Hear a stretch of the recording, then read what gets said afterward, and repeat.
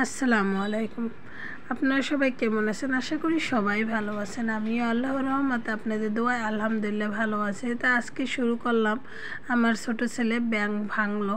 সে bank ভেঙে মায়ের জীবন বাঁচালো। কিন্তু কিভাবে মায়ের জীবন বাঁচালো, অবশ্যই ভিডিওটা শেষ পর্যন্ত দেখবেন। দেখে কমেন্ট করে জানাবেন যে ছেলে কি ভালো কাজ করলো না খারাপ কাজ করলো। তা দেখেন, প্রত্যেকটা মায়েদের উচিত ছেলেদেরকে উৎসাহ দেওয়া যে টাকা জমানো বিপদের বন্ধু হলো ব্যাংক। ব্যাংকে যদি কিছু সঞ্চয় থাকে তাহলে অনেক সময় অনেক বিপদ থেকে বাঁচা যায়। এটাই তার একটা উদাহরণ।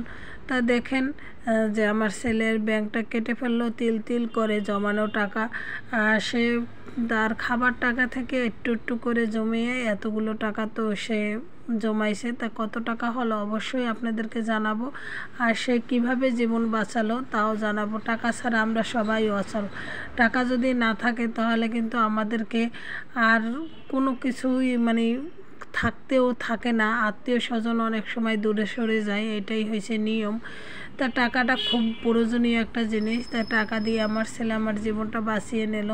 তাই কিভাবে জীবনটা বাঁচালো অবশ্যই শেয়ার করব আপনাদের সাথে। তাই দেখেন একটু একটু করে টাকাগুলো জমাইছে, সেগুলো আবার গুনতে আছে। 50 টাকা, 100 টাকা, 500 টাকা, অনেক সময় বাড়তি খুচরাগুলো একসাথে করে রাখছে আর কি। তাই দেখেন এখানে মোট মাশাআল্লাহ 10,000 টাকা আরও 800 না 900 টাকা ছিল। তা 10,000 টাকা সে জমাই ফেলছে।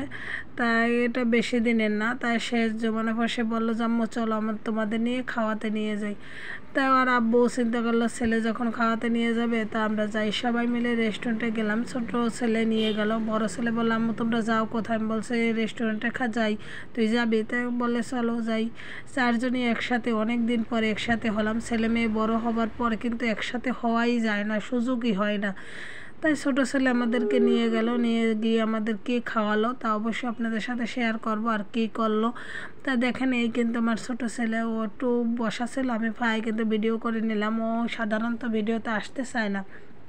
এই চ্যানেলটা খুলে দেওয়ার পিছনে কিন্তু ওই একাই, কারণ ও আমাকে খুলে দিয়েছে, সব কিছু বুঝাইয়ে দেয়। এখন পর্যন্ত যত সমস্যা হয় সবই ও মিটায়। তাই এই জন্য ওর কাছ আর কি বলবো। তা দেখেন রেস্টুরেন্টটা মাশাআল্লাহ অনেক ভালো। আর আমরা যারা মধ্য ফ্যামিলি আছে সহজে আমাদের রেস্টুরেন্টে যাওয়া হয় না, খাওয়াও হয় না। কারণ কি আমরা সবাই এমন হয়ে গেছে যান্ত্রিক আটকা পড়ে গেছে, কেউ কোথাও যাইতে চাই না, খাইতে চাই না। তাই দেখেন কত সুন্দর, আমার স্বামীর আবার এটা খুব প্রিয় খাবার একটা। তাই চাউমিনটা আমরা খেলাম সবাই মিলে, 4 জনে মিলে খেলাম। খাবার পর আমার ছেলে আমাদেরকে নিয়ে তার আব্বুকে বলল আব্বু এই টাকা 10,000 তুমি রাখো, এই টাকা 10,000 নিয়ে যেয়ে আম্মুর জন্য নিয়ে আসো, তুমি আইপিএস নিয়ে আসো।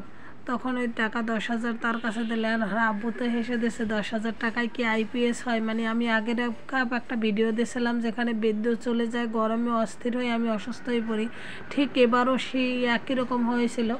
তাই ছেলে চিন্তা করলো না, কারেন্ট গেলে মাকে আর রাখা যাবে না, তাই অবশ্যই তার জন্য আইপিএস কিনতে হবে। তাই ওর আব্বুকে দিল, আর আব্বু আবার পুড়িয়ে নিয়ে 50,000 টাকা মোট খরচ হলো। তাই কিস্তিতে নিয়ে আসলে, পুরো টাকা একসাথে দেওয়া হয় না, 20,000 টাকা জমা দিয়ে আর তা কিস্তিতে নিয়ে আসা হলো। তাই দেখেন আইপিএসটা নিয়ে ছেলে আমার জীবনটা বাঁচিয়ে দিল। বাঁচার মালিক আল্লাহ, তবুও বলবো